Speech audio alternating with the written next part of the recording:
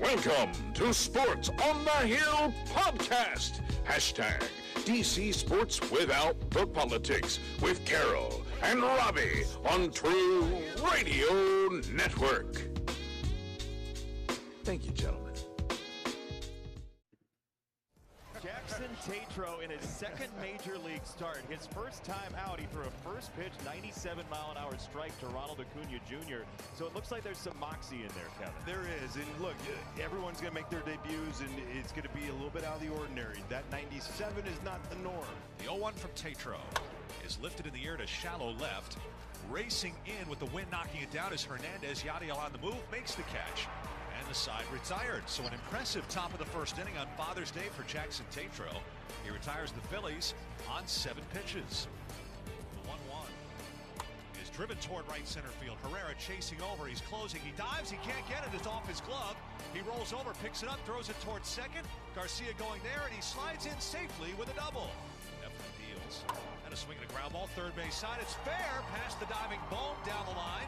Garcia's headed home. He's going to score. Throw to second will hold Franco at first. So Michael Franco delivers against his former team.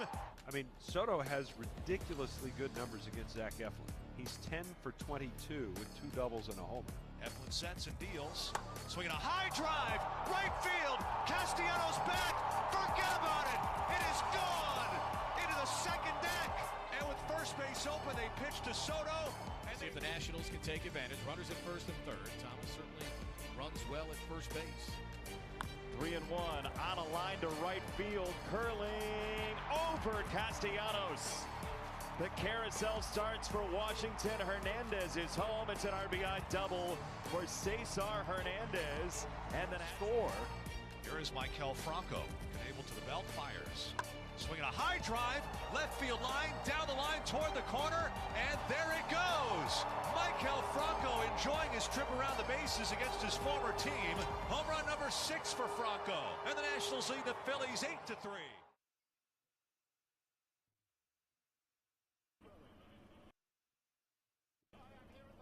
Real quick. I thought that intro was a little bit longer than it was, but apparently not. Welcome to Sports on the Hill podcast on True Radio Network, episode 275. Coming to you live from the lab. You see BrianB's in the man cave subbing in for Robbie. Arun always has that crazy looking dog giving that crazy look because you know he's going to say something off the wall sometime throughout the show tonight.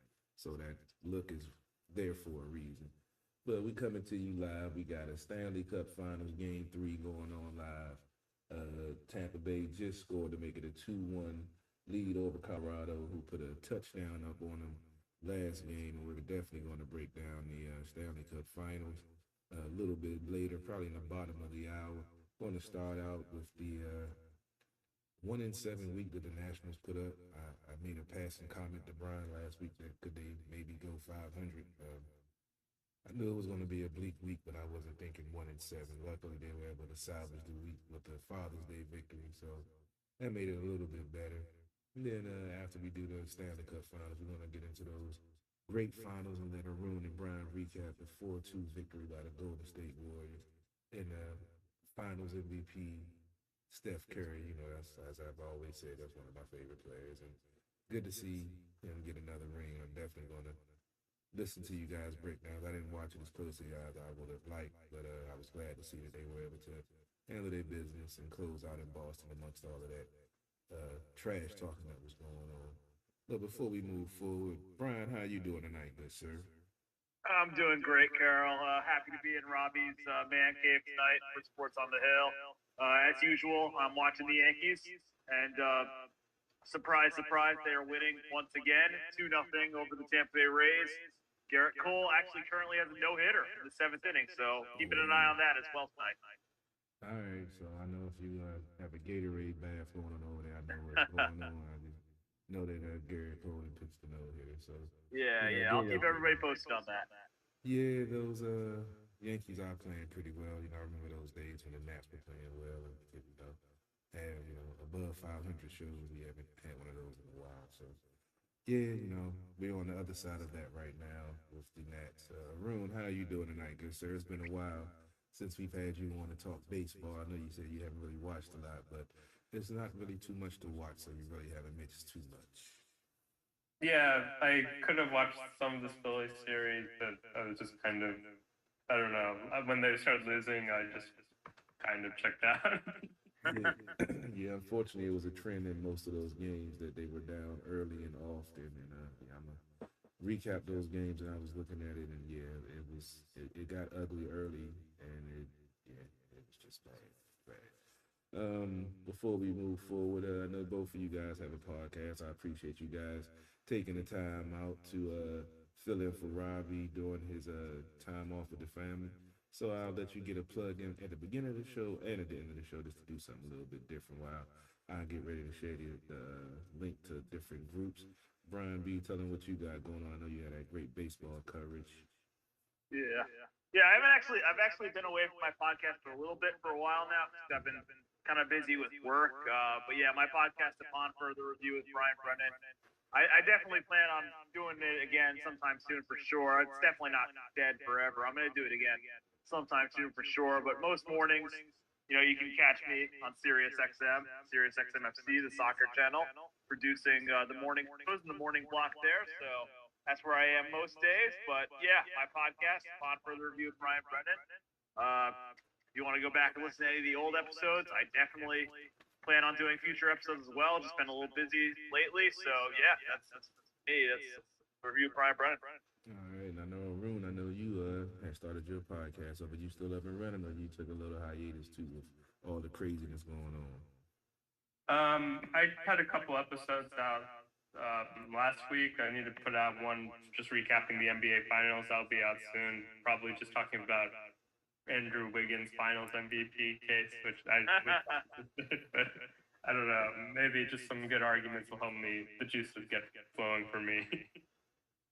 No doubt, no doubt. Yeah, we know it's a time-consuming process. Everyone thinks it's easy to do a podcast, but yeah, it takes a lot of time and dedication. That's why I appreciate you guys taking the time out tonight. Instead of me trying to share it tonight, I'll just share it later. I got a lot of bad stats to go over. I'm gonna go ahead and try to make this quick and painless as possible. Because yeah, the Nets are 24 and 46, fifth in the East still. Last 10 games, they're 2 and 8, and as I mentioned, they went 1 and 7 in an 8-game week. Yeah, it wasn't pretty at all. They got swept by Atlanta, who, as Brian mentioned last week, was coming in on a 12-game winning streak, and they left on a 15-game winning streak because the Nets lost all three. First game was a 9-5 loss. Dylan Lee earned the victory for the Braves. That was his first victory of the season. He went 2 innings, giving 2 hits, 1 run, 3 strikeouts, and no walks. Erismo Ramirez, hope I got that right. He took the loss that dropped him to 1-1. He went 3 innings, giving up 6 hits, 6 runs, with 4 strikeouts and 2 walks. The Nats were down 6-0 going into the bottom of the third. So as I said, the Braves struck early and often. And yeah, their power was ridiculous. I got tired of watching them doing their celebrations with home runs. It got ugly early. The Nets got on the board in the bottom of the fourth with Yadier Hernandez RBI single. The bottom of the fifth, Lane Thomas had RBI single. Nelson Cruz had RBI single, and Josh Bell had a ground out RBI that got in a run. And in the bottom of the sixth, Lane Thomas had a solo home run to account for the 5 runs the Nats put up. Too little, too late. The Braves pretty much had control of the game early. And the second game of the series was even uglier. It was 10-4. Atlanta had 5 home runs in that game, and the Nats were down 6-0 going into the bottom of the third for a second game. Max Fried or Fried, I guess it's Fried. No, it's Fried. Fried, yeah, I was right first. Hey, thanks, Brian. He earned his 7th victory of the year. That puts him at 7-2. He went 5 2/3, giving up 6 hits, 4 runs, with 6 strikeouts and 1 walk. I always have trouble pronouncing. I try to pronounce this dude's name right. It was rookie Jackson. I'm gonna butcher this. Tietranault. I think that's how I heard it when I was listening to it. But I'm gonna try that later on because this was his first game in the majors, and he unfortunately didn't fare too well. He drops him to 0-1. He went, put the innings. Nope, didn't put the innings, damn it. Well, he gave up 9 hits with 7 runs, 2 strikeouts, 1 walk. I believe he lasted 4 innings. I don't know why I didn't write that down. And Jackson Stevens earned his second save for the Braves. He went 3 innings, giving up 1 hit, no runs with 1 strikeout and no walks. The third inning, after they were already down 6-0, Lane Thomas got an RBI ground out. Adriza, I believe that's how you pronounce it. He scored on a wild pitch with the bases, with him on third. Not sure if the bases was loaded. And Cesar Hernandez had a sacrifice fly. And in the 6th inning, Garcia had an RBI single. And the last game of the series, the Nats weren't even close in any of these games. It was an 8-2 loss. Spencer Strider earned his 3rd victory of the year for the Braves. I put him at 3-2. He went 5 2/3, giving up 1 hit, 2 runs with 11 strikeouts and 2 walks. Eric Fetty took the loss. That drops him to 4-5. He went 5 1/3, giving up 7 hits, 3 runs, 4 strikeouts and 3 walks. In the 5th inning, Garcia had a solo home run. And in the 6th inning, Ruiz had an RBI single to account for the lone 2 Nats runs put up against the Braves' potent offense, and as I said, extended their 12-game winning streak to 15 games. Like I said, this series was ugly. I remember when the Nats and the Braves would have, a tight series and, split it, 2 out of 3 here. They get 2 out of 3, we get 2 out of 3. But the Nats have been terribly outplayed against the Braves, and rightly so, being the champions. But Brian, on the outside looking in, was it as ugly as I thought it was watching it as a fan/media, or did I blow it out of proportion? But was it really as bad as I thought it was? No, this was pretty bad, Carol. Just looking at the pure numbers from the series, this was pretty bad for the Nationals. Just looking at that first game, actually, the Braves hit 5 home runs in the first 2 games of this series. They hit 5 on that Monday night off the Nationals pitching. Darno, Ozuna, Duvall, Swanson, and Harris all hit home runs for the Braves that night. And then the second night, Swanson again, Darno again, Ozuna, Arcia, and Harris again all hit home runs for the Braves that second night. And the third game, it just wasn't even close. It took Atlanta a little bit of time to find its stride. Obviously, they won the World Series last year, kind of an improbable run to that World Series as well. It took them a little while, I think, to hit their stride this season, but now they've really kicked it into gear. Like you said, they won 15 games in a row. It's kind of funny. Their winning streak, their 15-game winning streak actually ended this weekend against the Cubs. And the Cubs going into that game were on a 10-game losing streak. So the Cubs ended a 10-game losing streak by ending the Braves' 15-game winning streak, which I think is kind of interesting as well. So this Braves team's really kicked it into gear. We'll see if they're able to catch up to the Mets in this division. The Mets are playing great still. They've been on fire from the start all season, and they're still without Scherzer and DeGrom. So if they get them back, watch out. But yeah, this Braves team's playing really well. We're about to talk about the Phillies, who are also playing really well. It's just unfortunate because the Nats played probably the 2 hottest teams in the National League this week in the Braves and the Phillies. So yeah, I think this was as bad as it is, pretty much as bad as it gets for the Nats in this series. Yeah, it was pretty hard to watch. I had it on the second TV with the sound off anyway. Every time I looked up, all I seen was the Atlanta Braves doing a shuffle around the bases. It was ridiculous. Arun, did you get a chance to see this ugly sweep that the Braves put on the Nats last week? Unfortunately, I didn't get to see it, but yeah, the Braves have been playing really well. And I just wanted to get your thoughts on Strasburg again hitting the injured list after making his first start. Oh, yeah, me and Brian had a conversation offline about Strauss. I know a lot of folks are frustrated about him going back on the injured list after, we saw the potential in 2019. And as I reminded Brian, when he first came into the league, there were a lot of, articles about him, and I read one saying that with his throwing motion, that eventually with his velocity, the way he throws it, he was going to develop long-term problems and will probably have issues staying healthy later in his career. That's why, if you recall, a few years ago, he went to not throwing from the stretch, or throwing from the stretch.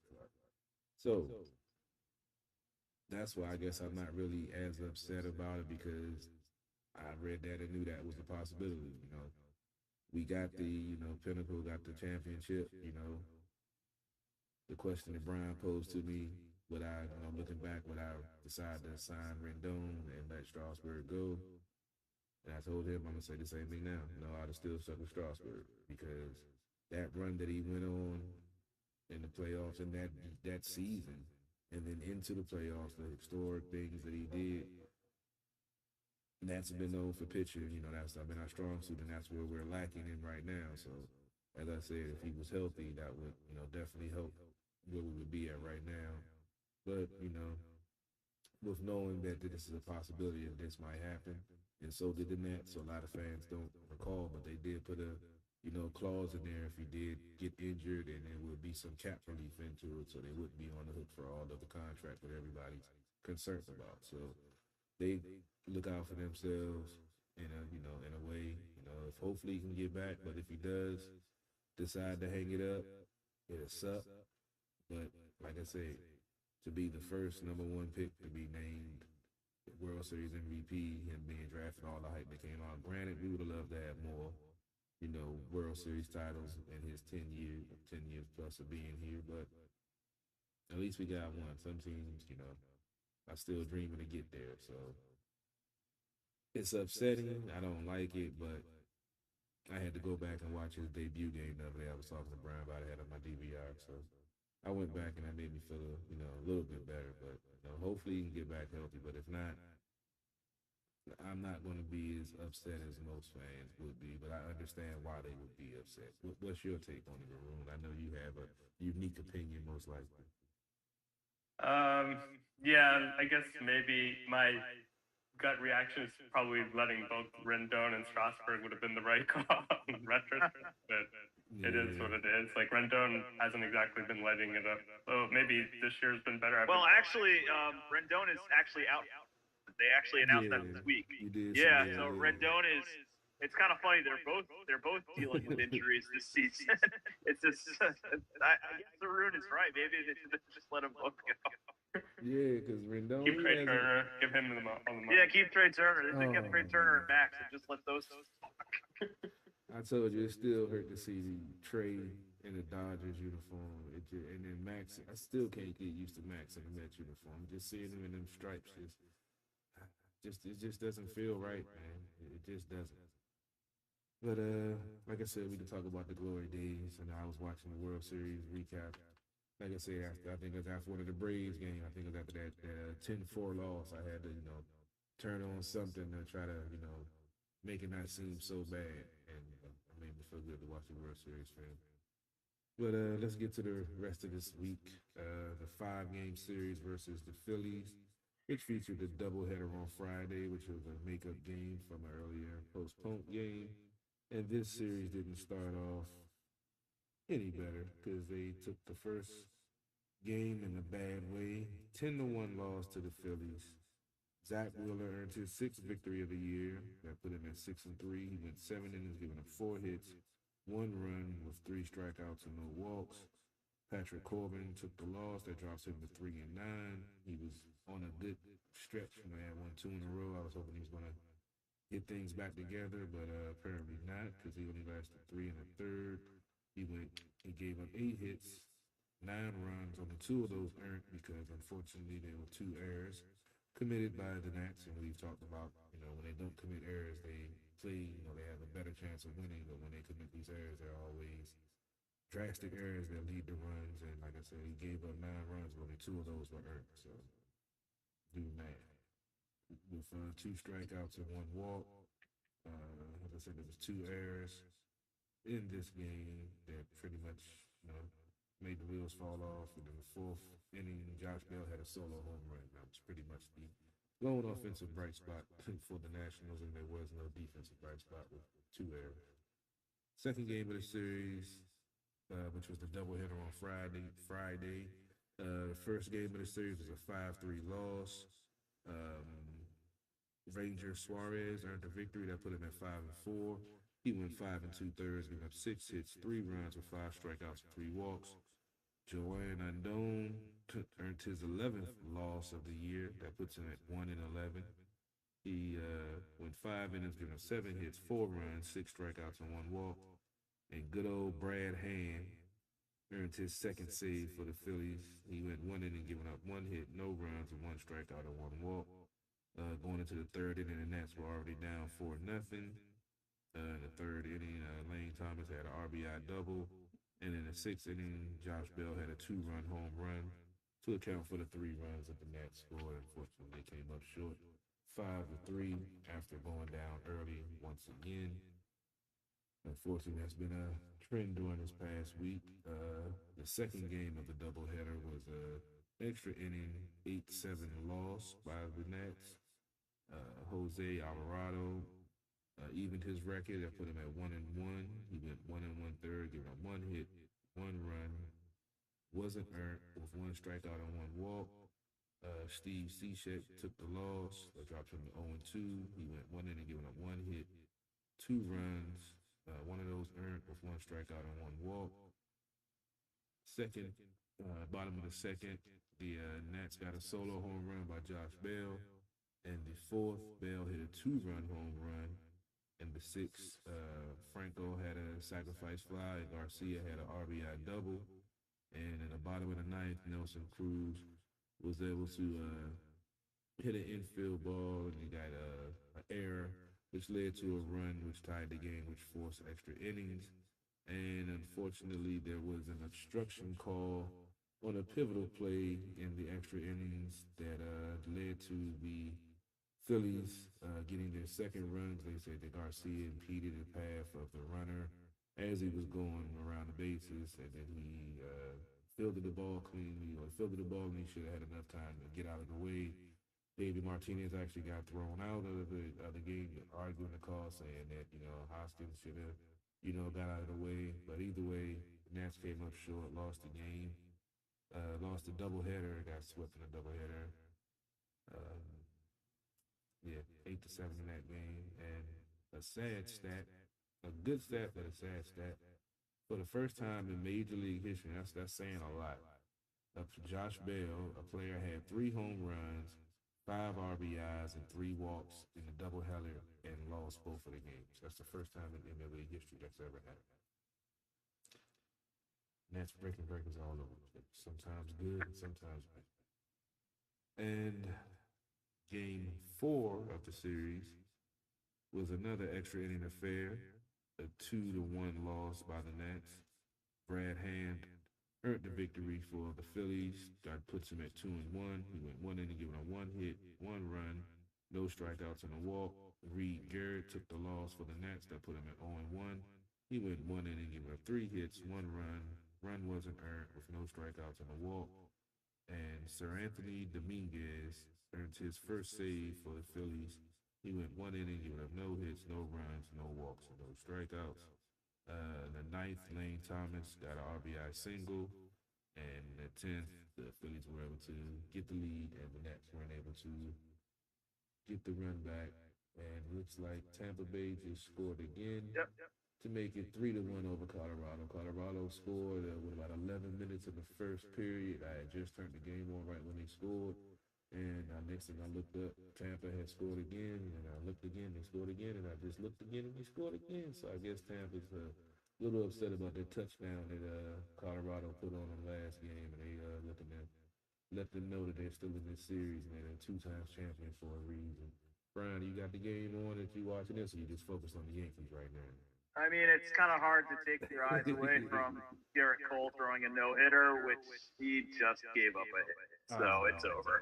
So never mind on that. But anyway, yes, I actually do. I do have the hockey game on the other TV as well.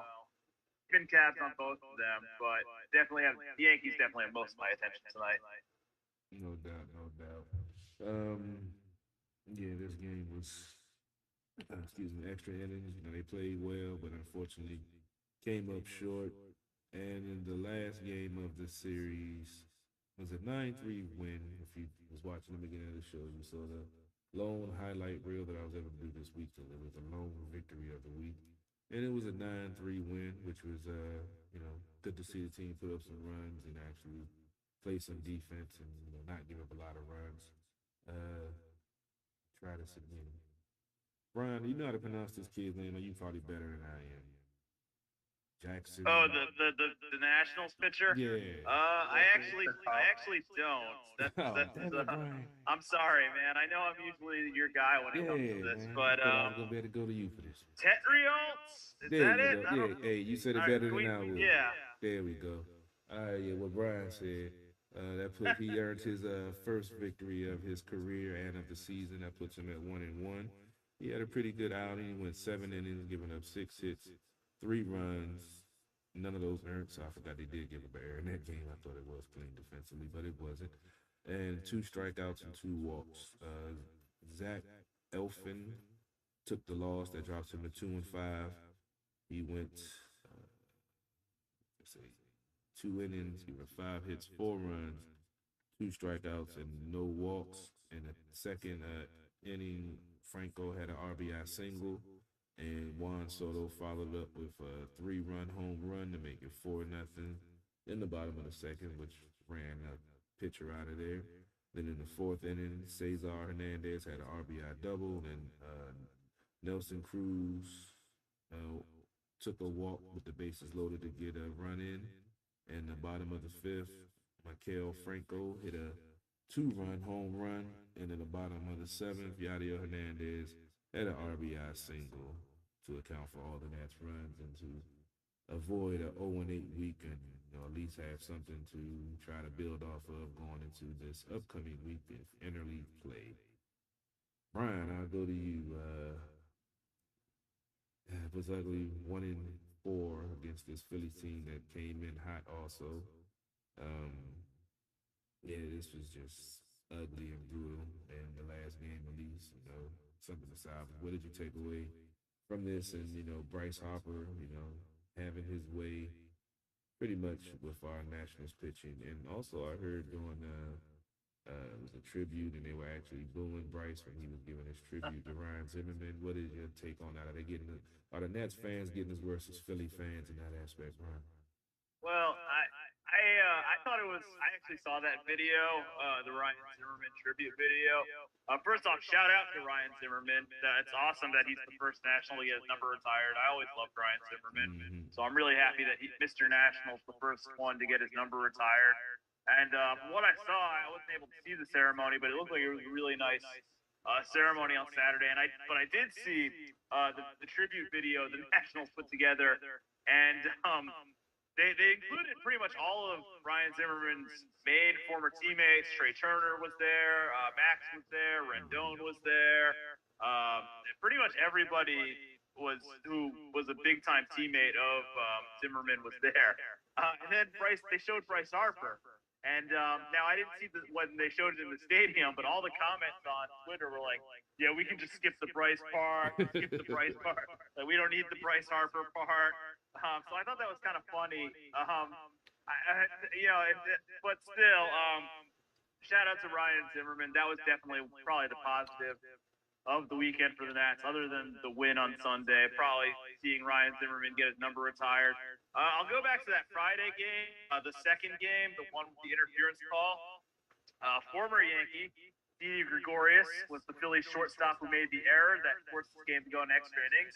And I actually was watching a little bit of this game, I thought the Nats might be able to pull it out there. But that interference call, I'm sorry, Davey Martinez, that's probably the right call. He did get in the way of the base pass, and you can clearly see it interfered with him running the base. He was out by a mile.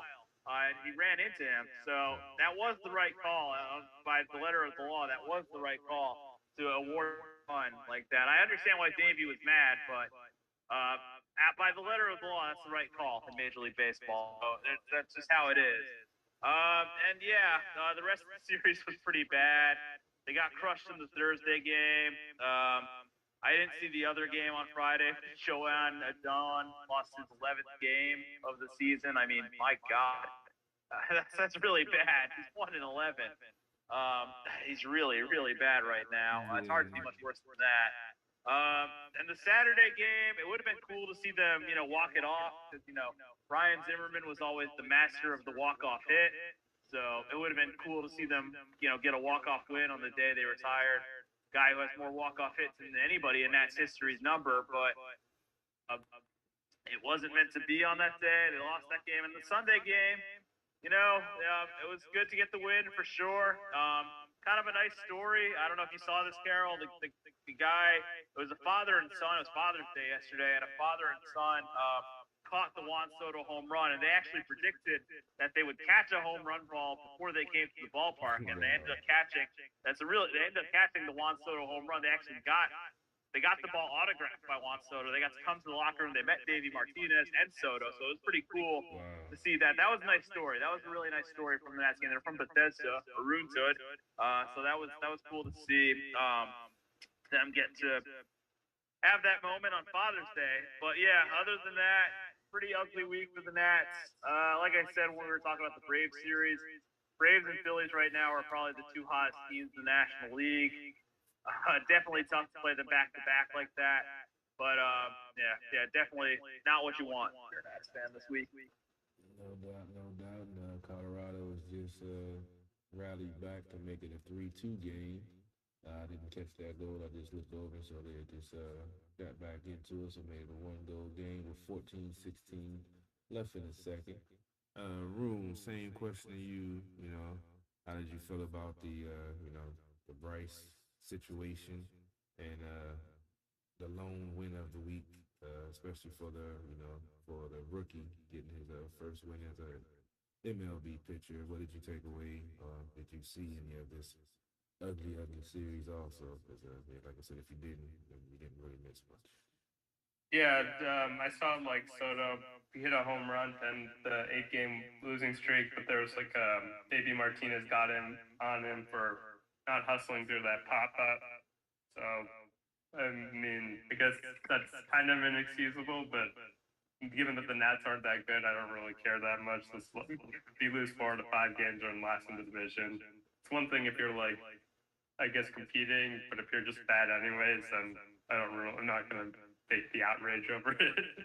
Yeah, but you still want your stars to, even though you're not winning right now, you want to lead by example. So yeah, I missed that part. I was doing my other show, so I didn't get a chance to check out the game closely. I was keeping track on the scoreboard. Did Davey take him out of the game, Arun, or did he yell at him?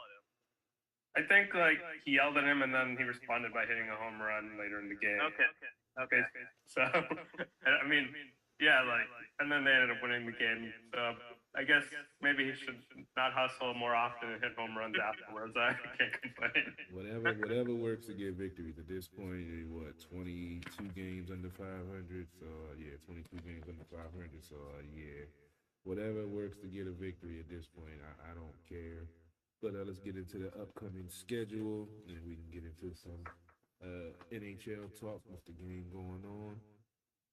They have a 2-game series versus Baltimore in Baltimore starting tomorrow. Both of them are 7:05 starts, one Tuesday and one Wednesday. Then they continue on the road and head down to Texas to face the Rangers on Friday, Saturday, and Sunday. Friday is an 8:05 start, Saturday is a 4:05 start, and Sunday is a 2:35 start. Brian, since you're the AL guy, I know the Orioles aren't as bad as everyone predicted them to be. I know they've been surprising some people playing a little bit better than folks expected, playing better than the Nationals. So, I definitely wasn't expecting that. And what about these Texas Rangers? Oh, yeah. The Orioles are actually a lot better than people give them credit for. I've seen them, obviously, as a Yankees fan, I've seen them quite a bit this season and last couple of years as well. And you can just tell they're a much improved team from where they were over the last couple of years. At least this season, I mean, Cedric Mullins has always been a really nice player for them. One player who's really broken out this season for them is Austin Hayes. I think he's been a really, really good player for the Orioles this season. They're still, obviously, and they're in a tough division. You could argue that the 4 other teams in their division are all going to make the playoffs this year. So they're in a brutal division, but they actually they play pretty well against AL East teams other than the Yankees. They have a losing record against the Yankees. I mean, so does pretty much everyone, but they actually have a winning record, if I'm not mistaken, against AL East teams not named the Yankees. They've done well against the Rays. They've done well against the Blue Jays. They've done well against the Red Sox.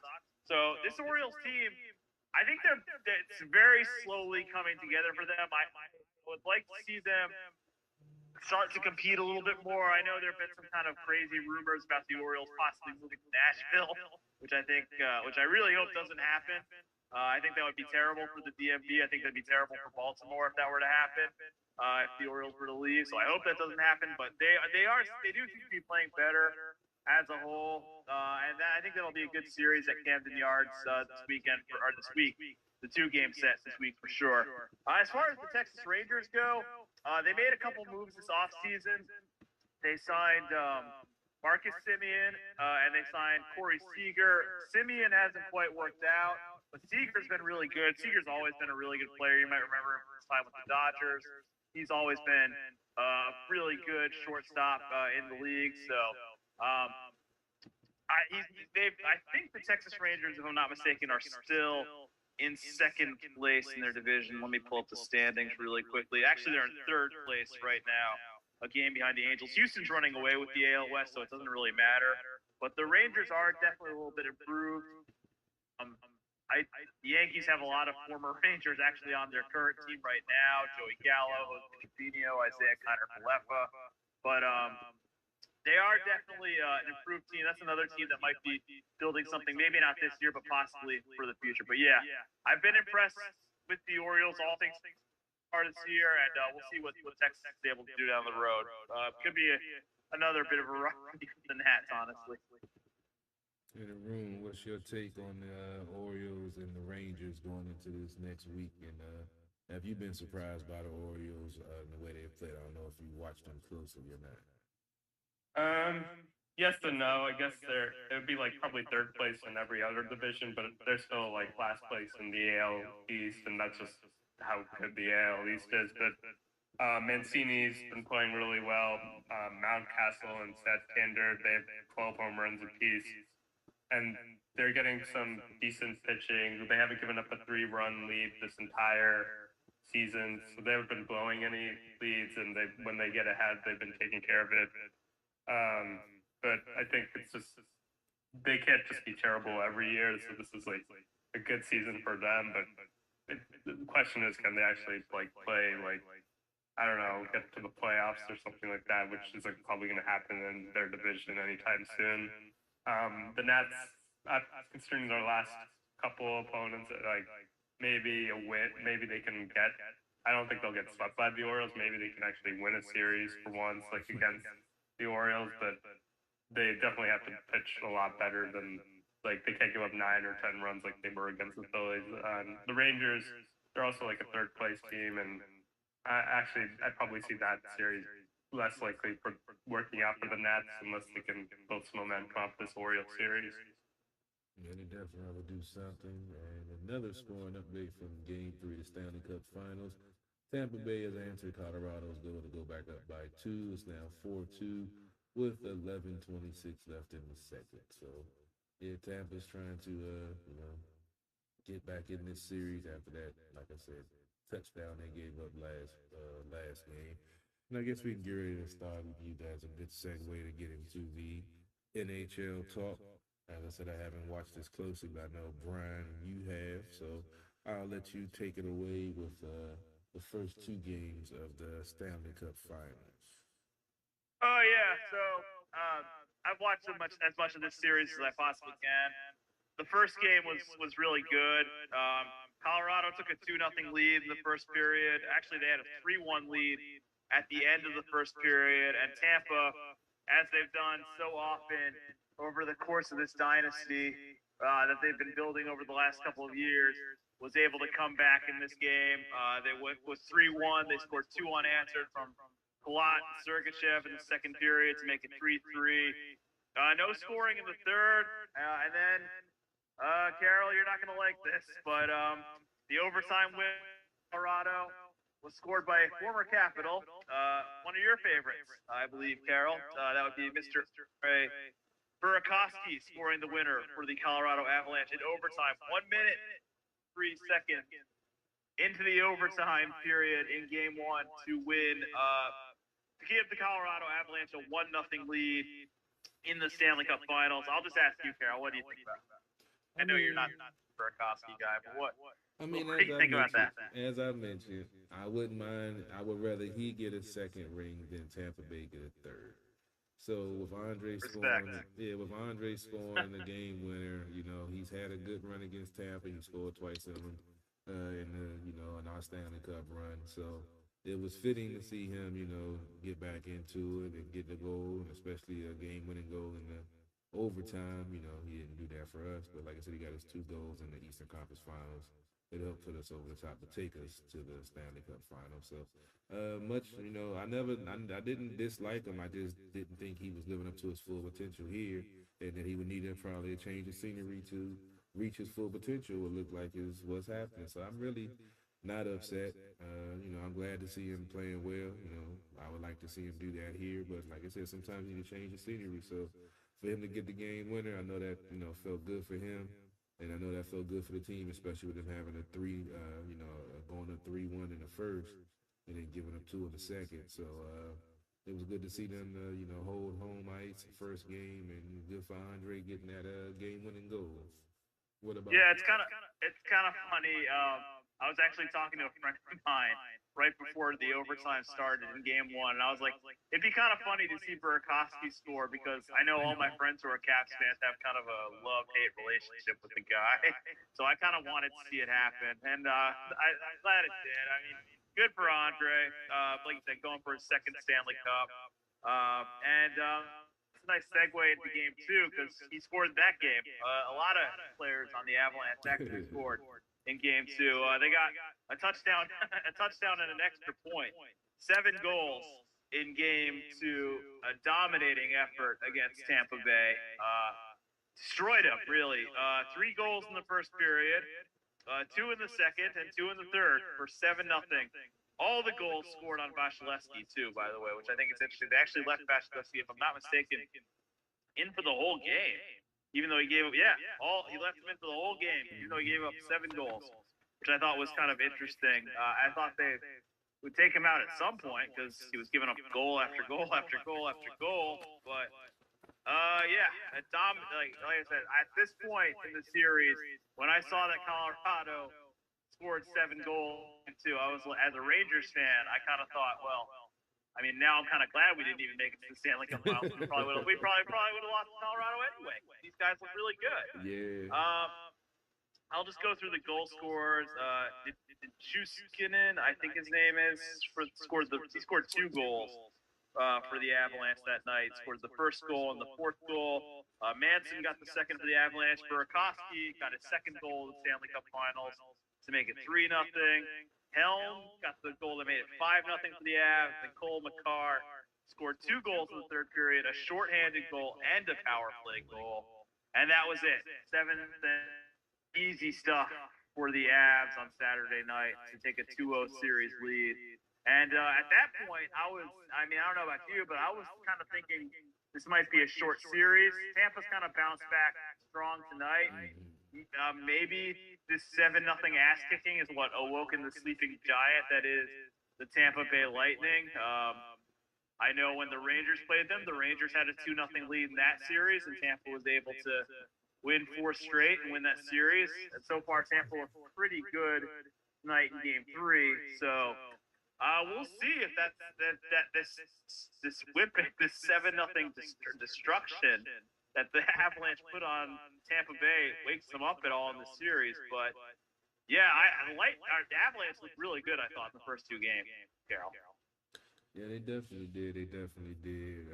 Arun, what is your take on these first 2 games of this Stanley Cup's finals before we talk about this third game that's ongoing right now? Yeah, Colorado's dominated, but as Brian mentioned, the Rangers were up 2-0, so we can't really, Yeah, we can stop talking about it now. And Bit too much. the 7 goals most Vasilevsky's ever given up in any game in his career. I was also surprised they kept him in.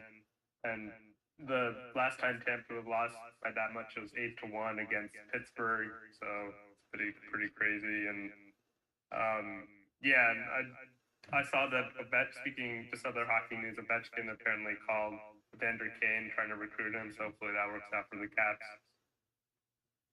Well, that would be interesting. I know Robbie had mentioned that when we did our Caps recap of the season that Vander Kane would be a free agent and maybe he could come here. He was tentative about it before, with him going what was it, Winnipeg, I believe. Was it Winnipeg?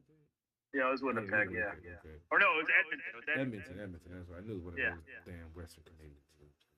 But, he played well and didn't really cause any issues. He has a lot of outside issues, and looks like Tampa has scored again to make it 5-2. So, I think Tampa, this is a statement game for them after the 7-0 butt whooping they took the other day. And it looked like they're trying to let Colorado like, hey, okay, we can score too, buddy. So 5-2 with 8:45 left in the second. And still plenty of time. Colorado can score. We saw them score 3 goals in a 2-minute span. So, yeah, they can put up goals too, but Tampa Bay definitely has the momentum at home, and the crowd is going crazy for them. So, it's going to be hard for Colorado to get this momentum swung back in their way. It's going to take a big hit or stellar play to get the momentum back in their way. And I think they just pulled the goalie. Yeah. It looks like there's a goalie change. Kemper's going to the bench. That might be the spark that Colorado needs to get back into it. Tampa's pretty much put it on them since they started out fast, so see if that could change the momentum. And well, we might as well go ahead and talk about this game since we just talked about the goalie change. I'll go over the scoring real quick because I actually have it up right now. As I said, Colorado got the scoring started on the power play, 8:19 in the first. Gabe Landeskog, his 10th of the playoffs. Then, Tampa Bay scored twice in almost 2-minute span. Cirelli scored his 2nd of the playoffs, and Palat scored to make it 2-1 going into the second period. And Paul added to it 126 into the second. Then Landeskog got his 2nd of the game to make it a 4-2 game. Stamkos added for Tampa. Make a 3-2 game for 5 now. Yeah. It's getting out of hand. That's all I know. 5-2 Tampa Bay. Looks like they have the momentum and have things going their way. And Colorado's going to have to get a push together to try to get this back respectable and see if they can get back in this game and maybe take a 3-0 lead. It would be huge for them to get a 3-0 lead in this series. Brian, what do you think the chances are of Colorado being able to get back in this and make it a 3-0? Or do you think it's improbable and Tampa Bay is looking to go 2-1, looking to tie it up the next game? It's going to be tough. Usually when Tampa Bay takes the lead like that, they don't blow it. So it's going to be tough for Colorado. But I still like Colorado's chances in this series. Even if they lose tonight, I was really impressed with them. Obviously, I don't watch a ton of Western Conference hockey, so I didn't see a ton of the Colorado Avalanche this season other than what I saw in the playoffs. And they were really good in the playoffs. They were really impressive. They only lost 2 games going into the Stanley Cup Finals. They lose tonight. It's only their 3rd loss in the playoffs so far, which is crazy. And this would be their first loss on the road, too, if I'm not mistaken. It's also pretty wild. They made it all the way to the Stanley Cup Finals without losing a road game. But I've been really impressed with Colorado. So even if they lose tonight, I think they're in a good spot. If they can steal Game 4 in Tampa, get this thing back to Colorado, win the Stanley Cup, I think they can get it done. I think the Avalanche can still get the series done even if they lose tonight. I agree. What about you, Arun? What do you say about tonight's game? It looked like Colorado could have potentially come back and win 3-2, but now it's 5-2. I think that the Lightning have taken control of this game. As for the series, it's game to game. It definitely wasn't over when it's 2-0. Colorado certainly isn't going to be discouraged only being down. I mean, they're going to have the lead 2-1 no matter what happens. So I still probably slightly favored the Lightning to win the series, but Colorado's due for a championship. The last time they scored that many goals in a game, they won 2 championships. So we'll see what happens, and but anybody could win. No doubt, no doubt. I agree. I'm still going with, still rooting for Colorado. Like I said, I'd rather Andre get 2 rings than Stamkos get 3. Sorry, that's just the way I feel. Yeah, it's an interesting game. 5-2. Come on, Colorado, you can get back in this. And on that note, we'll go from one finals, breaking down of a game 3, to the recap of the NBA Finals, which the Golden State Warriors came out on top. I mean, 4 games to 2 over the Boston Celtics to get their championship, the 4th title for the Splash Brothers. I'm a huge Steph Curry fan, and it was good to see him get the Finals MVP and shoot the lights out from all over the place. I'm not a fan of the new NBA, but at least if I gotta watch it, I'm gonna watch the best player that can do what they do now in the NBA. So it was an entertaining series. I knew I was rooting for Golden State, but Boston definitely did put up a good fight. And first 4 games, the last 2, Golden State pretty much imposed their will and showed their championship pedigree, in my opinion. But I'll let Brian and Arun, the true NBA roundtables that started the season talking NBA, and they're about to finish the season, wrapping up the championship. So once again, I thank you guys for all the hard work and dedication on our show, and bringing us the great insight and knowledge. And I'll let you guys take it away.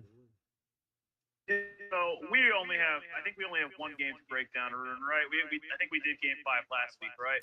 Yeah, that's correct. Yeah, so we just have game 6 to break down. And Celtics actually got off to a decent start in this game in the first quarter, but then Golden State just 21-0 run to really establish dominance. I know the Celtics kind of got a little bit close towards the game. I believe they cut it down to 6 with a little bit of time left. But the Warriors were not going to be denied. I feel like they wanted to clinch it in Boston, honestly. And how they've kind of reacted to winning this championship has only confirmed to me that they were dead set on winning this championship in Boston in front of the fans that were so obnoxious to them in games 3 and 4 of the series. So I think they wanted to stick it to them. In this game, Steph Curry had 34 points. Like Carol said, Finals MVP, first time in Steph's career they've won Finals MVP. It was not Andrew Wiggins. It was Steph who won Finals MVP. Robbie. I just want to point that out. Although Andrew Wiggins did have a very nice series and a very nice Game 6 as well. He had 18 points in Game 6 for the Warriors. He was the second best player for the Warriors in the series. He wasn't going to win MVP, as much as we'd like to clown Robbie for what he said last week. He wasn't going to win MVP no matter what, but he did have a very nice series. Big part of this win for Golden State. Draymond Green, was really, really bad in Game 3 and 4 of this series, but for the most part, at least. But he was able to bounce back in this game. He had 12 points, 12 rebounds, and like Carol said, the Golden State dynasty is back. They were down for a couple of years. It was a rebuilding time. It was a little bit of a rebuilding time. They went through some injuries, Steph and Clay. But here they are. They're back on top of the NBA world. They're champions again, 4th time in 8 years. They win Game 6, 103-90 over the Celtics. Arun, what are your thoughts on Game 6? Like when the Celtics jumped out to a 12-4 lead, it kind of looked like that Boston had control, but apparently the Warriors bench was calm and collected and cool. They knew that the Warriors would they would get it going, and I think Klay Thompson, he played one of his worst games in the finals, at least on the offensive end. But I Draymond made up for that. He hit a couple threes, his first three-pointer made of the series, and I think the Warriors were like something like 19-1 or 20-1 when Draymond hit a three, and he hit two of them. He also had like a 20-foot mid-range shot at the end of the shot clock to finish with 12 points. Steph Curry with a great game. Jordan Poole, like people said that he only had a good game in game 2 when the game was already over. He had a good game 5 and a good game 6. And Jason Tatum, he only had 13 points, and he dunked it for the first time in the series in game 7. And the last time he dunked was in the Miami series. He just didn't get it going at the rim for whatever the reason. Andrew Wiggins, he may have been the second best player in the series, either between him and Jaylen Brown, because I don't know what happened to Jason Tatum, but sometimes it just happens when you're in the finals for the first time. Robert Williams was really good, but it wasn't like he wasn't 100%. And even then, I think the Warriors, like in the third quarter, Steph did that ring celebration, and that's probably the only reason I was a little bit. There was like a good chance just from the collapse point that the Warriors, just the bad juju, putting out the ring celebration, like they were up by 25, but then after that, the Celtics cut the lead all the way down to 8 points in the third quarter. And it was, I think, 8 points at 6 minutes to go, but Steph Curry hit a couple layups, hit a three. He proved the doubters wrong, I guess, with the finals MVP, even though he should have won it in 2015. Actually, Iguodala averaged less points per game than Andrew Wiggins. So it's like, I think they just wanted to give it to the guy who kind of slowed down LeBron, even though that was a team effort. That was Draymond, that was Clay, that was Barnes, along with Iguodala. So I wouldn't give, especially when you employ switching defense, and LeBron was targeting like Steph Curry specifically. And I think Steph probably deserves the second Finals MVP, and he actually probably played as well, like in the Toronto series. It's just that Clay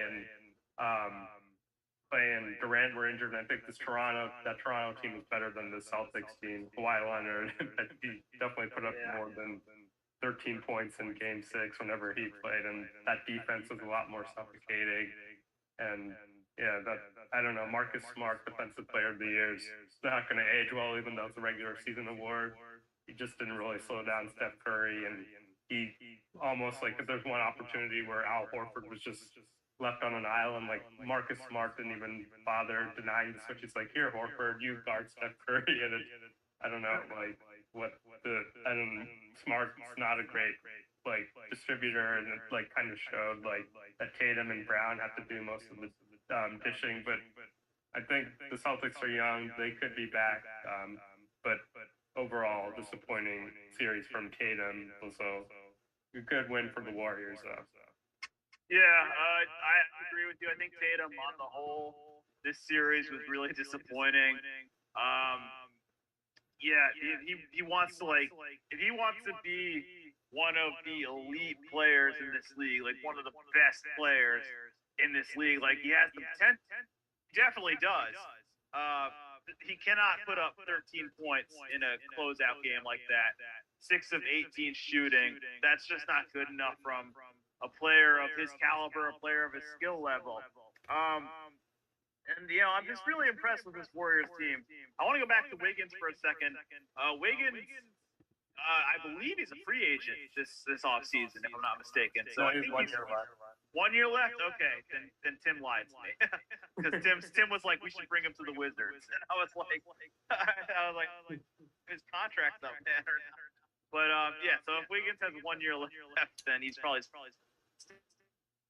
but he has, he was huge. I mean, he's come a long, long way in his career, Andrew Wiggins. And I remember someone on Fox Sports, I won't say his name, said that when the Warriors got Andrew Wiggins, that Steph Curry would never win a championship again, that the Warriors run was over, that this dynasty was done, and, well, the Warriors are champions again. I just want to add before we move on. I think it's hilarious how petty the Warriors are being after this championship, especially Draymond Green. Like, they kept every receipt possible from people saying, done, to like what the crowd said in Boston. Like they were even subtweeting the Grizzlies for what they said in round 2. I believe Jared Jackson was getting subtweeted by Clay a little bit, and even Draymond Green was like tweeting yesterday, like, "What time is Game 7? I can't wait for Game 7." So I've never, it's kind of weird because like you wouldn't expect a team that has Steph Curry on it to be like that, but even Steph's getting in on it a little bit, which I think is interesting. The trash talk on this one. They want the world to know they earned it, which they did. They really did. I don't think it's a bad thing that they kept all the receipts and they're being petty. I think it's it's good. It's good because a lot of people counted them out and doubted them, and here they are. They won a championship once again, and they could be in position to win again next year. So, do you have anything to add on it, Arun? Yeah, I think they get the pettiness. Steve Kerr played with Michael Jordan, so he's probably like, you guys probably have to be petty to keep getting motivated. Yeah, I was also just thinking about, even though the Celtics team like is far different, I was thinking about Beal. He actually had 34 and 38 points, I believe, against the Celtics in Game 6 with Game 7 with Marcus Smart and Marcus Smart and Jaylen Brown and Al Horford on that team. So I think Jason Tatum's going to do his best to try to recruit Beal, who's a free agent. And Wiggins, as you said, he played great. I think just the Timberwolves, they didn't really. I think that they just had that 1 year with Jimmy Butler and Karl Anthony Towns where Wiggins could play more of a supporting role kind of player, and he kind of excelled in that role. It was actually Towns that kind of came up short in that series. I think they lost in the first round, but when Jimmy Butler was there, he was fine. It just kind of seemed to fall more apart when Butler left and Wiggins had to be like the number 1/number 2 option on the team. And the Warriors, he had 18 points a game, but nobody was really. It's like nobody was double teaming Wiggins. He hit like a nice like fadeaway shots, but in Game 6 it was kind of like I don't know, it was getting a little tight for Wiggins. He had like 11 shots and 8 points in the first half or something like that, but just playing off Steph and Klay Thompson, playing off another superstar, that's really good for Wiggins. And I think the Warriors look like they could be the favorites, but granted, they're getting older, and the health, that's probably just their biggest obstacle right now. The first championship in 2015, Irving and Love were injured. Now the rest of the league, like, they're probably like, if the Warriors are healthy, they're the favorites, but if one of their key guys are injured, then like Curry or Clay, then it could be tough. And just before we wrap this up, I just want to talk about Curry again, because I never really thought he needed a Finals MVP to solidify his legacy. I mean, he's the best three-point shooter in the history of the NBA. Like, I mean, that says it all right there. I didn't think it was really. I mean, it would have been nice to have a Finals MVP, but I didn't necessarily think it was, a requirement for Steph's legacy, because I always thought he was great no matter what. So I guess I'll ask both of you guys. I'll go to you. I know you said you love Steph. I mean, did you think he needed a Finals MVP to solidify his legacy? Iguodala got the first one. KD got the other two in their first 3 championships. Now Steph finally gets the fourth championship, gets his first MVP. I don't know. Did you think he needed to cement his legacy? Really, I don't. But in this new age of fan where they want to compare everybody to everybody else, to the masses, that might be something that they want to quantify with it, because they feel because he's, a shooting guard and he moves, without the ball. He's not in the paint. He doesn't have the ball all the time. But he's so crucial to their team that they have to account for him, that everyone else can shine, even when he's playing well or he's a decoy or he's putting up 40 or 50. So I don't really think that he needed it to solidify his place. But, it never hurts to add more hardware to the mantle. So, I mean, because I want to ask you a question after Arun answers about some of the stuff that I've seen on social media when comparing him to another superstar, and get your take on it. All right, Arun, what do you think? Do you think Curry needed an MVP? I think no, probably not. I think the media really screwed up in 2015 when they gave Iguodala the Finals MVP, and even then, if you took Curry off the team, that if you had a draft pick of like on the Warriors, who would you rather have like for the rest of the series? If you took that player out, Curry or Iguodala, then everyone would just immediately pick Curry because he's like the player that made the team go. Like Iguodala is really nice, but like he was like Curry was the one being double teamed, and the narrative that he was shut down in that series was like one of the biggest myths ever because he had like 37 points in Game 5, but even that was enough to change like the 12 voters, and even the voters. It was like kind of those voters who wanted to give it to LeBron because he was averaging like a triple double, but even then, like you don't really give it to the best player of the series, like Shaq in 2004. He was the best player in that Pistons series, and probably other examples like LeBron in 2014. He was better than Kawhi Leonard or anybody on the Spurs, but the Spurs just like wiped the floor. It was just like this weird thing. I just think the media hasn't wanted to give Steph Curry his credit. Like even like these NBA first teams, like Westbrook has made it over Curry in 2017 and 2018. I think that was some of the backlash that KD joining the Warriors had. Plus, Steph was injured, but I don't think anybody other than maybe like OKC fans or Steph haters will have like Westbrook as a better player than Steph Curry like those seasons. So I just think we can't get too carried away with those like the media rewards. But I'm glad it motivated. Well, not glad. I just like it's good that they were motivated by that pettiness and just to produce the best possible basketball. Like this year, that Steph really. He kind of wanted that Finals MVP just to get the Twitter like hate like out of the way. Like I know one of my friends, he said that Klay Thompson was just as good as Steph Curry or something like that. So that was like that's like the kind of stuff. They'll always just be dumb people. Like I'm sure like Steph, if he wants to get himself going, he'll listen to just like some Skip Bayless and like I don't know. The guy you don't want to mention right now, the guy, or Kendrick Perkins, and I think Dominique Foxworth on ESPN. They said they'd had 0 rings after 5 years, pretty definitively, just like 10 months ago. So they might end up with another ring, but Steph is getting older. I think the Finals MVP is like more so just for like moving him up a little bit more, like compared to other guys, like in the top 10 argument, and then even right now it's a little bit too early. Let's let that saturate a bit, and let's revisit. Like I don't know if he's better than Hakeem or not, but he's like entered the discussion, like that kind of thing. That's like one more title, not just Finals MVP, another title. Just moves him up in like the top 15 or top 10 range, something like that. Yeah, to me, like I'll just say, first off, you're no offense to your friend, but if he thinks Klay Thompson is as good, if not better, than Steph Curry, he's a moron. No offense to your friend, because Steph Curry he's the best at what he does ever. He's the best three-point shooter of all time in the history of the game. He has revolutionized the NBA with three-point shooting. He's won 2 MVPs, including unanimous MVP in the history of this league.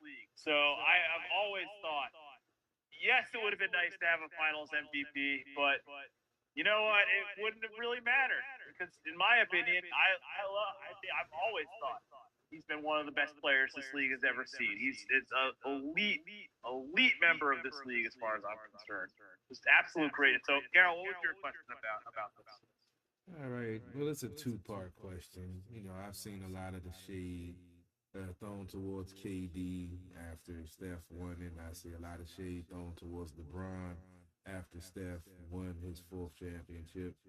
So where do you guys stand? I know, Robbie, he's not as much of a LeBron hater since he went to the Lakers, and you guys have, had your stances. So first of all, do you feel that it's justified, or my stance is that why can't we just celebrate Steph's greatness along with LeBron's greatness and KD's greatness with their championships that they had?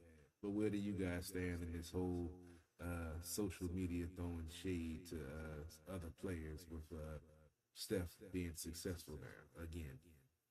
Yeah, I've always been an appreciate greatness guy too, Carol. I've always kind of hated the Jordan the Jordan LeBron debate because, I do think Jordan is better, but I still think LeBron is an amazing player. Like, I still think LeBron is best player this has ever seen.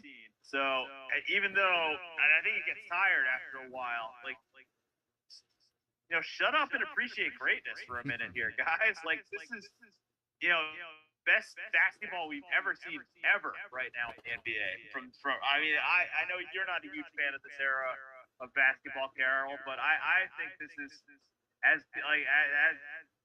the NBA has never been this interesting in my life as far as I'm concerned. I think there's drama nonstop in this league, and I love it. And I just appreciate how good all these players are, really. And yeah, I would, like I said, I think LeBron James is the second best basketball player of all time after MJ. But Steph Curry, like I said, he's the best to ever do what he does when it comes to three-point shooting. I don't think anybody his record. We'll see if that record is ever broken. He has changed the game to the point where there are more people like him who can shoot threes. We're seeing it more and more throughout the league. Players like Trae Young and guys like that who are clearly inspired by what Steph brought to the NBA. So we'll see if that record stands for the test of time. But I've always I don't know if he's top 10 all time. Like Arun said, it's a tough list. It's tough to narrow it down. But Carol, just shut up and appreciate the greatness, guys. This is some great basketball we're seeing right now in this league. We're lucky enough to watch LeBron's entire career.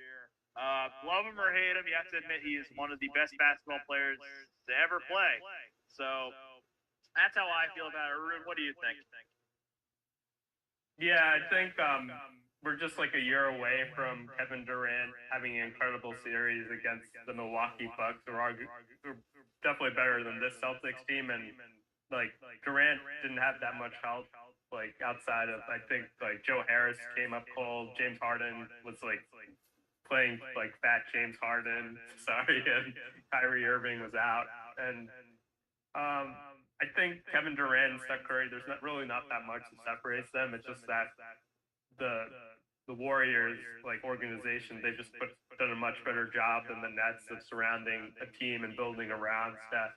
But I will say, KD, he did hitch his wagon to Kyrie Irving, so that'll be like one thing that counts against him. As far as LeBron, LeBron is still a great player. It doesn't really matter like what like Steph does, other than if like Steph manages to win like a couple more titles or just has a much longer peak, like if he ages like and keeps playing up into his late 30s. But the one thing that just for this year, I think just this year and this year only, Steph had a better season, and also you hitch your wagon to Russell Westbrook. If you really wanted Russell Westbrook in town, then that's probably going to just do more damage to his legacy than anything else. Because if they didn't trade for Russ, then I think the Lakers, we would have gotten a nice Warriors-Lakers series. But I think that trade just kind of killed the Lakers' chances this season.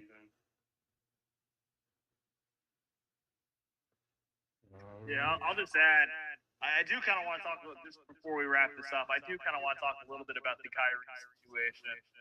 It sounds like he's on his way out in Brooklyn, according to the reports that I saw today. I really hope he doesn't come to the Knicks. I saw that as a rumor. I really don't want Kyrie Irving on my team, guys. I don't want any part of that headache, that distraction that Kyrie Irving brings to the team. As great of a player as he is, and he would be without a doubt the best player on the Knicks if we were to get him. I just can't. I don't want that headache on my team. We've seen him. He's just a distraction everywhere he goes, whether it's with the Cavs, whether it's with the Celtics, now in Brooklyn. We'll see where Kyrie Irving ends up. I saw the Lakers are also rumored. I saw the Clippers have been a rumor as well for Kyrie. So we'll see where he ends up. I'd rather the Knicks draft a player like Jaden Ivey than go for Kyrie Irving, honestly. But we'll see. We'll see. I guess, Arun, do you have anything else you want to add on the NBA or the finals or anything before we wrap this up?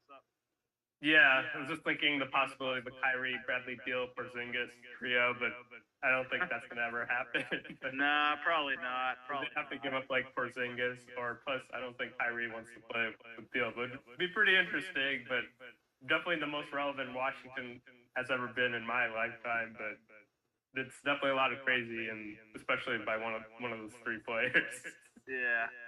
Yeah, we'll see. I mean, Beal, like you said, could be on his way out the door for the Wizards right now too. So yeah, we'll see. We'll see. There could be a lot of movement this off season, as there always is. The draft is Thursday. I'm excited. I mean, that's all we have to look forward to as Knicks Wizards fans. So we'll see how that goes on Thursday. But yeah, great NBA season. The Warriors definitely deserve to be where they are. Can't say enough about them. A great run for the championship. They deserve it. And yeah, well, I guess I'll turn things back over to you, Carol. All right. Well, appreciate that great recap of the season and possible off-season moves for some of these free agents making these enormous contracts. Some of them just to ride the bench, making $20 million a year. But hey, it's the NBA. What can you do? Going to go ahead and wrap up, I guess, with the Mystics talk. They had 3 games this past week. I'm going to go over real quick and look at the upcoming schedule. Quick scoring update in game 3. Tampa Bay scored one more time in the second to make it 6-2. They're currently in the second intermission. It looks like Tampa Bay pretty much has this game under control. And game 4 will be a pivotal matchup to see if Colorado can come back and take a stranglehold on the lead of the series, make it 3-1, or if Tampa makes it a best of 3 by tying it up 2-2. So yeah, let me get this wrapped up so we can watch this third period to see if Colorado can get some fight back and make this a game in the third period. The Mystics are currently 11-7, third in the East. Last 10, they're 5-5. They went 2-1 last week, and they went 2-1 the week before. This week, they bounced back after losing to the Phoenix Mercury to end last week. They had a back-to-back. The Mystics won 83-65. They snapped the 7-game winning streak of Phoenix also. They led at half 44-34. And they only gave up 31 points overall in the second half. They shot 42% from the field. They only committed 9 turnovers and had 32 points in the paint.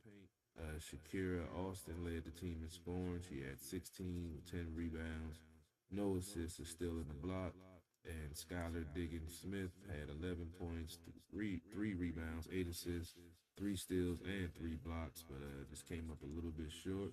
Some of the Mystics was happy to rebound after the loss they took. I believe it was by 9 in overtime the week before.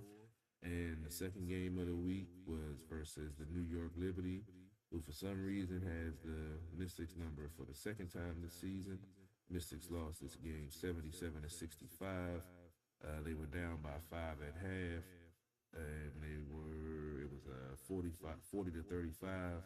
But in the second and third period, they only combined for 22 points scored. They scored 11 points in both of those quarters, and New York was able to take advantage by getting and Natasha. The Mystics only shot 37% from the field. They were 28% from 3-point range, 8 for 29. So seems like they were pulling up for the threes a little bit too much. And New York had 44 points in the paint of their 77. So looks like defense was a little lacking, and especially in the paint. Natasha Cloud led the team with 17 points, 5 rebounds, 7 assists, and Sabrina Ionescu. Yeah, Brian, I thought I had it right. Good save. Yeah. Had 10 points, 7 rebounds, 9 assists, 4 steals, and 1 block. So she definitely filled up the stat sheet to help New York defeat the Mystics. And the last game of the week was a 71-63 victory over the Chicago Sky. Ariel Atkins had 12 points, 4 rebounds, 6 assists, and 2 steals.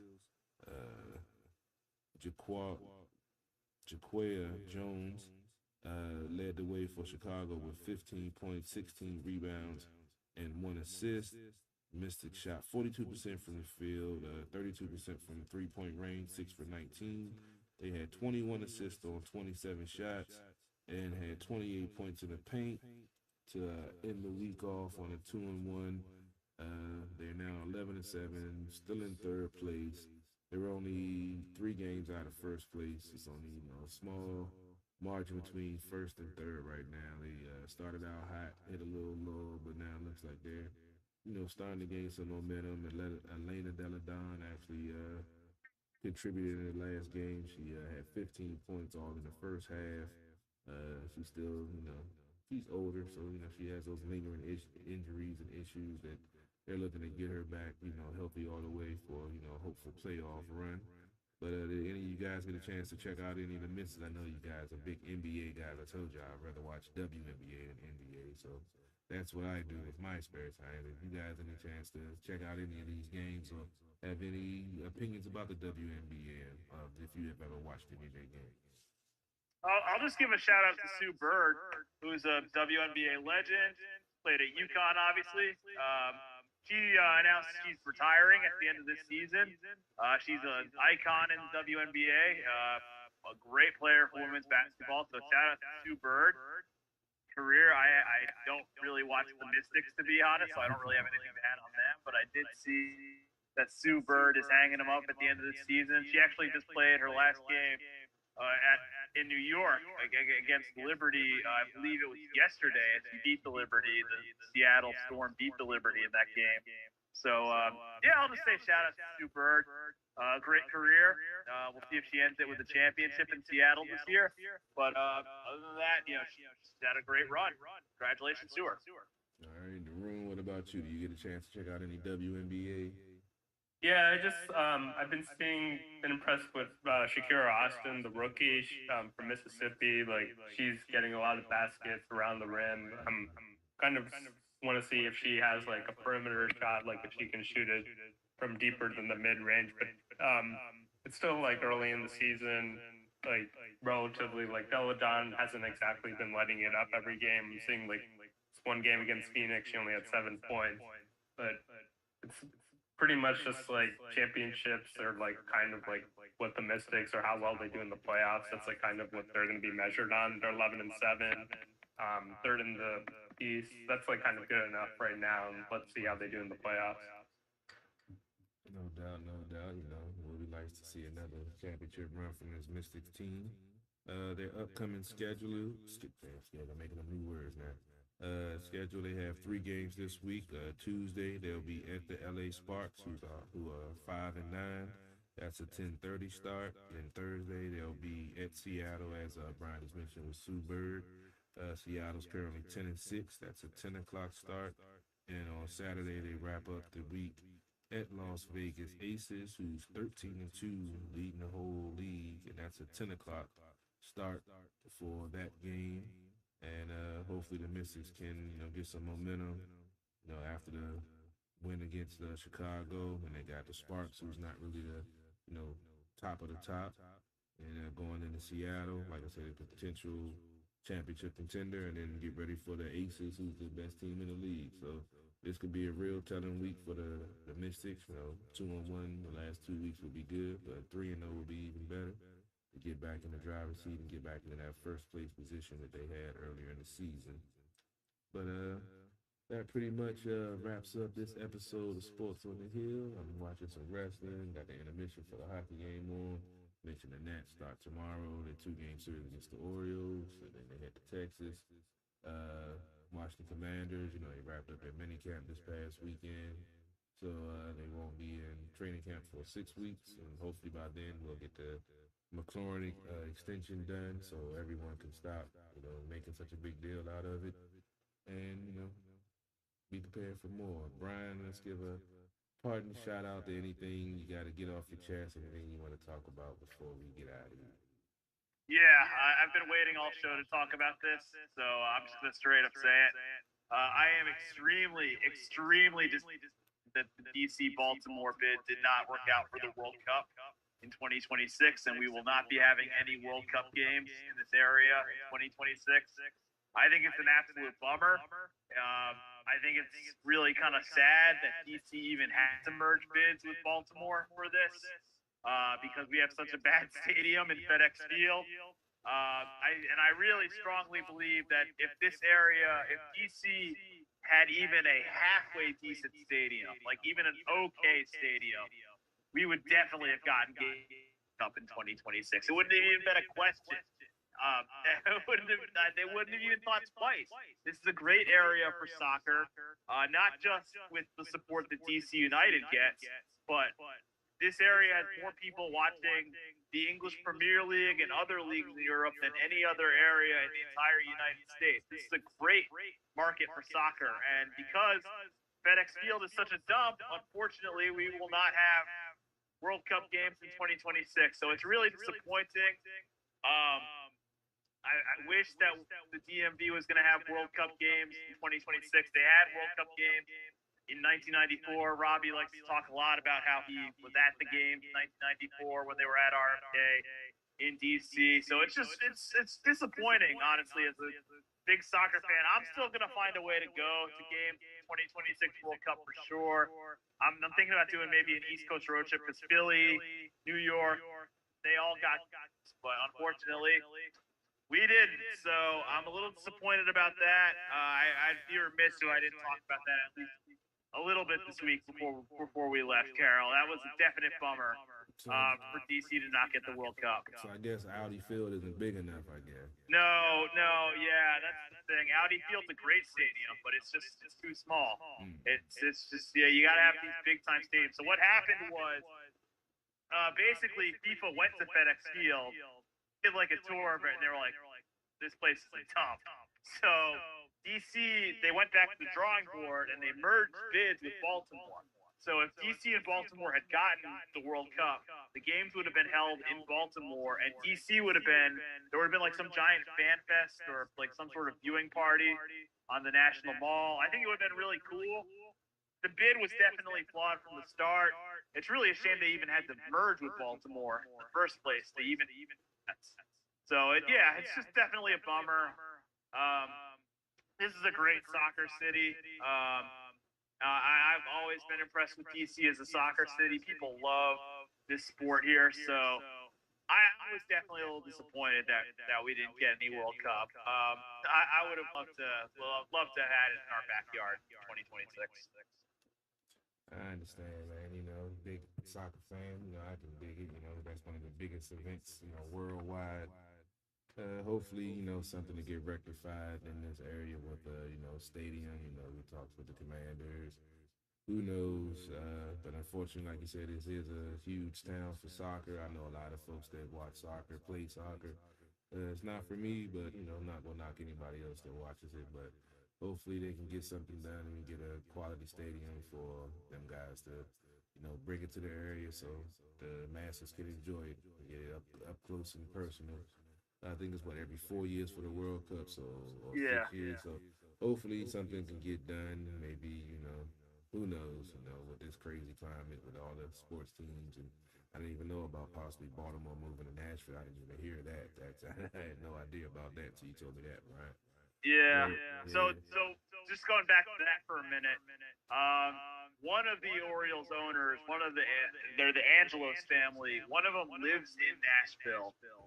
So he wants to move the team a little bit closer to him. But the other members of the Angelos family are like, no, we're not taking the Orioles out of Baltimore. Why would we ever do that?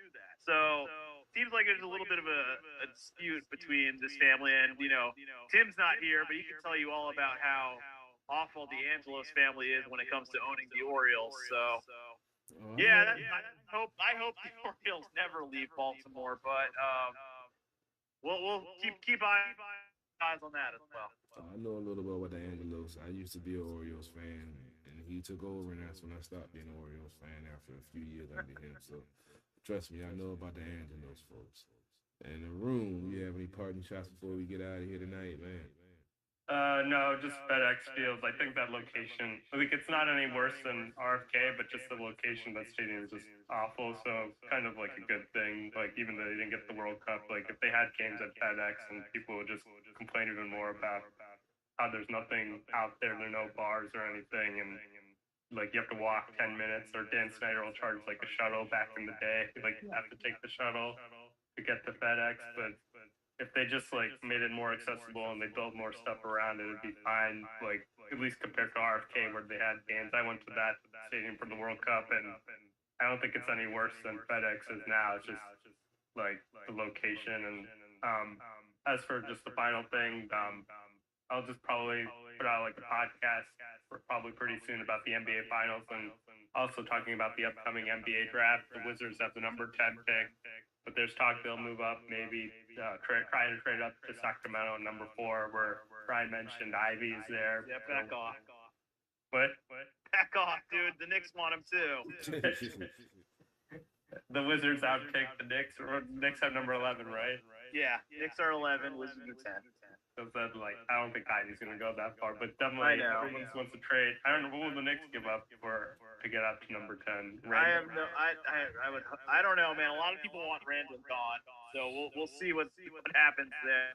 There's really strong social media movement among Knicks fans to get Randall off the team, so we'll see how that goes. But I would love to have Ivy on this team too. So you're not. I don't even think I'm in love with Ivy, to be honest. Like, I watched the worst. The only game I saw was the game against St. Peter's, where he had like 9 points and 6 turnovers. So I'm like warm on Ivy, but even then, it's like as you get more and more, like I definitely like him more than the guys available at number 10. And the Wizards have like too many guys like KCP, Rui, Denny, and like they're all fine players, but you can't play them all. And that's why they got rid of Dinwiddie and Bertans. Like, they're okay, but you can't play everybody, so they might as well try to trade up, just like allocate those players to one. So I'll do some more homework on the NBA draft, more on Chet Holmgren and Barry Smith, and get my final verdict on who should go number 1. And yeah, it's been good NBA Finals, NBA draft, shortly free agency, and probably get to some Commanders talk maybe soon. So thanks for having me on, Carol. No problem, Arun. Appreciate y'all guys once again taking the time. You got it all in an hour and a half. That was about the time I was shooting for. Now that the NBA is over, shows will be definitely a little bit shorter. We'll just be bringing you the Nats, and we'll recap the Stanley Cup Finals next week, and pretty much that'll be it for now. We'll be, giving you updates on training camp. Stay tuned for our training camp, my weekly breakdown, and I'll be starting back up for the off season. Make sure you go check out the website, sportsothp.com, for all the shows, highlight videos, archive, podcast partners, apparel line, everything that we do, and help bring you this great podcast and this great show every week, day in and day out. I hope y'all can enjoy the third period. It's 6-2, 15:42 left. Colorado's putting a little push on right now. They just held the puck in the offensive zone, and they're looking to try to draw closer, try to see if they can make this game a little bit closer. But as always, excuse me, I'm going to end my feed with some independent music videos. As always, check us out Sunday at the Bar Radio around 6 o'clock. Brand's independent music videos and entertainment news. Sports, politics, just about everything. We cover it all and have a good time while doing it. So, as always, catch you next week. DC Sports about the politics. It's not just a catchphrase. It's not just a motto. It's what we do. We out. See you next week. Oh, come on, man. I got family, I got kids, everything's upstairs in the closet, dog. Just take it. Money,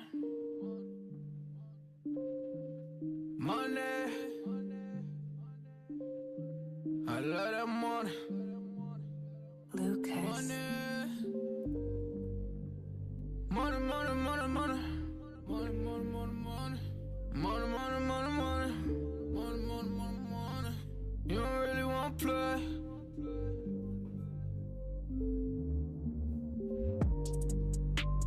Money, money, money, money's what I'm talking about. We don't really know what you been talking about. And you don't really want to play. You don't know what to say. It's money, money, money, money, money's what I'm talking about. We don't really know what you always been talking about. And I don't want to be the one who always really talk about. And you don't really want to play. You don't know what to say. Cause money, money, money, money, money's what I'm talking about. Money, money, money, money, money, make you shut them mouth. Don't never ever talk about it if you never had the clout. You don't know what to say, stay up out of my way. Cause money, money, money, money, money, make them shut them mouth. Keep playing with this goonies, boy, I'm gonna have to make the call. Stay in bounds on your pivot, boy, if you gon' ball. Cause a lot of niggas be fake, and you really can't play. Cause we done got it out the mud, nigga, what you talking about? Screaming, oh my God, money got me pride. They living a lie, look into my eyes, they might seem surprised, this is homicide. We just multiply, we been on the rise. If we got some wings, fuck it, we gon' have to fly. Money, money, money, money's what I'm talking about. Day in my life, take me a different route. And use all my case, niggas on my face. You can get erased, what you talking about? Money, money, money, money's what I'm talking about. We don't really know what you been talking about. And you don't really wanna play, you don't know what to say. Cause money, money, money, money, money's what I'm talking about. We don't really know what you always been talking about. And I don't wanna be the one who always really talk about. And you don't really wanna play, you don't know what to say. Cause money, money, money, money, money's what I'm talking about. You never crossing these borders, I'm whipping it up, Gordon Ramsay, I swear that I'm cooking these orders. You talk about me, you better just hope that you can just really afford it. I'm ballin', I'm ballin', I'm winning, I'm winning, I'm feeling like Robert Horry. Nigga, I'm scoring, I count in the morning. They talk about me, then I gotta ignore it. My bitches be foreign, so independent, my money be corporate. These rappers is boring. You hate me and I'm always gonna adore it. I'm smoking that soaring, she always go ahead and let me explore it. I call her my Dora, you can go and talk about me, I ain't flawless. I go put my all in. If a nigga talk about me, then I'm gone in. You know that I'm gone in. Jump in, take trips, Pompeii, all day, always keep 3 stacks like Andre. I get it, I get it, I get it, I get it, man. And you can never, ever, ever get rid of that. So watch what you say, and watch how you do. If you play the game, then you play by the rules. Money, money, money, money's what I'm talking about. We don't really know what you been talking about. And you don't really wanna play, you don't know what to say. Cause money, money, money, money, money's what I'm talking about. We don't really know what you always been talking about. And I don't wanna be the one who always really talk about. And you don't really wanna play, you don't know what to say. Cause money, money, money, money, money's what I'm talking about.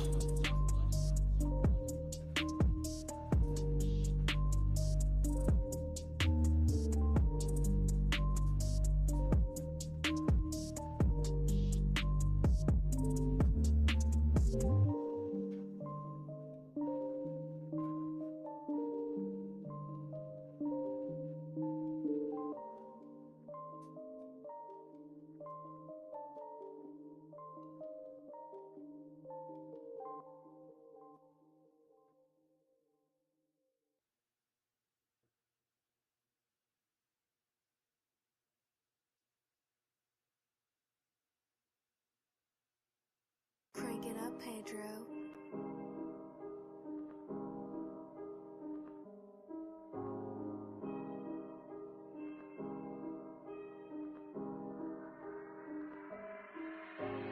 I gotta wake up and go get the bread. I gotta go ahead and clip up the smash. She all in the feelings, she giving me sex. I got a slack, sweat on my ass. Count up on a move, that's a digital dash. They been just losing, I'm living these fads. Never go broke cause I got me a stash.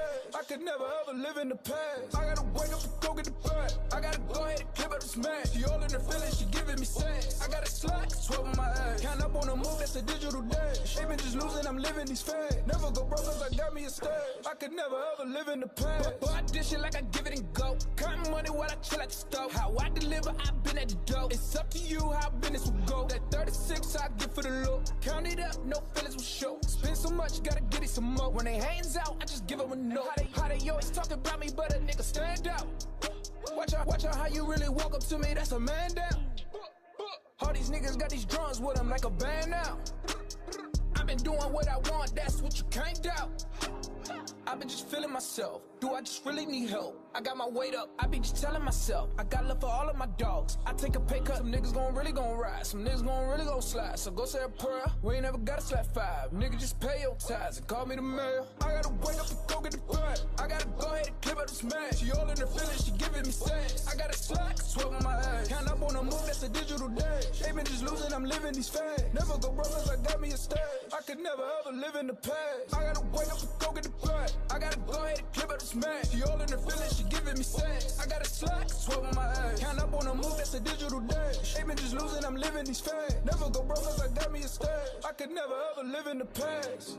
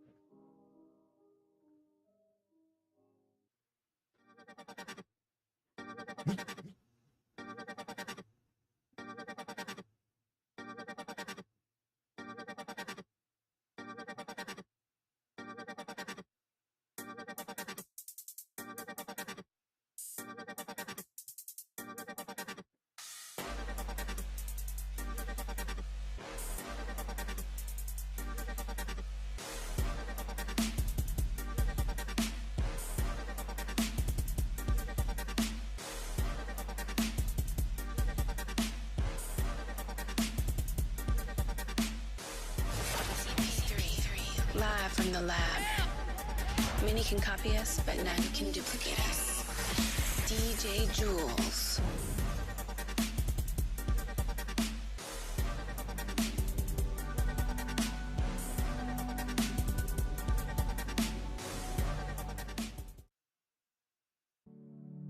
Can you hear me? I am calling now out your name, and now I know.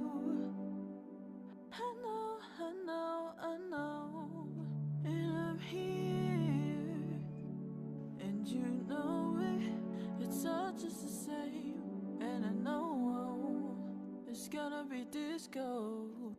Take me to a place where everybody learns, where everybody sees, where everybody shows their love.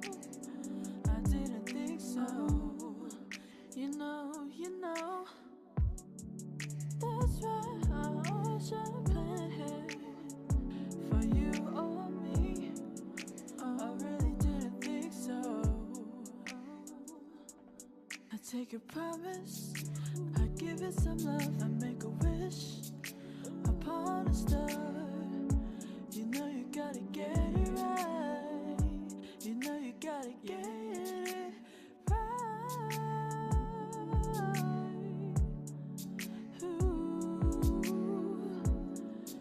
Every little thing counts now. Every little bitty thing. Can you hear me?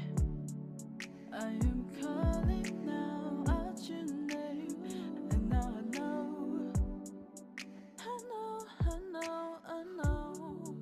And I'm here, and you know it.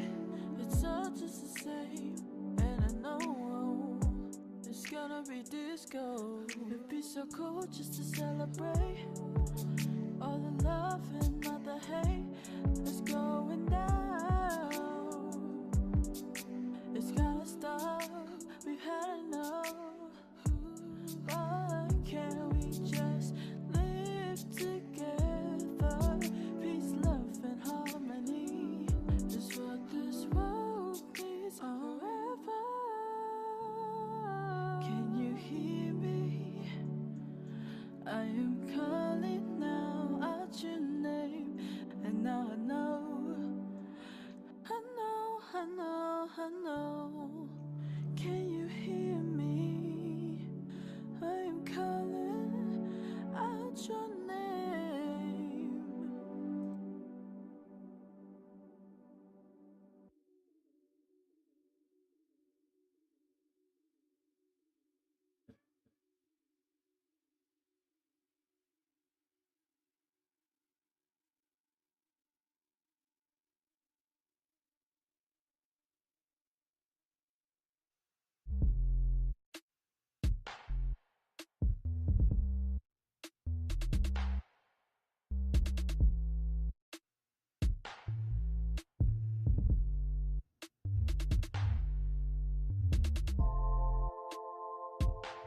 been dreaming about you all night.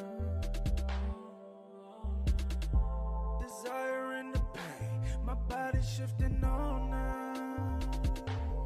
Let you be submissive, baby. Hey. Submissive, baby. Yeah.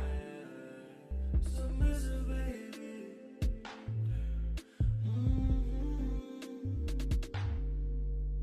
I'm thinking about you, dreaming about you, waking I can find you.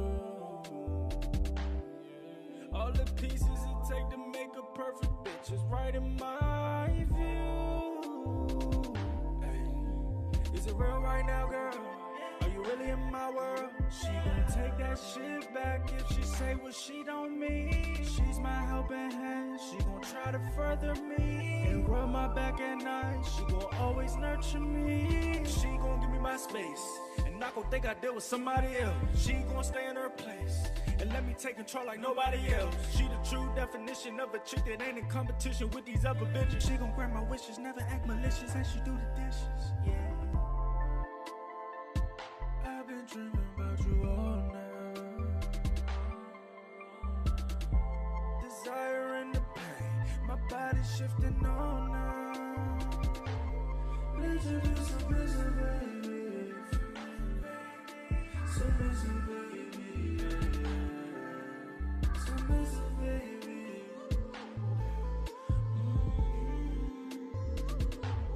Let you be submissive, baby. Submissive, baby. Submissive, baby.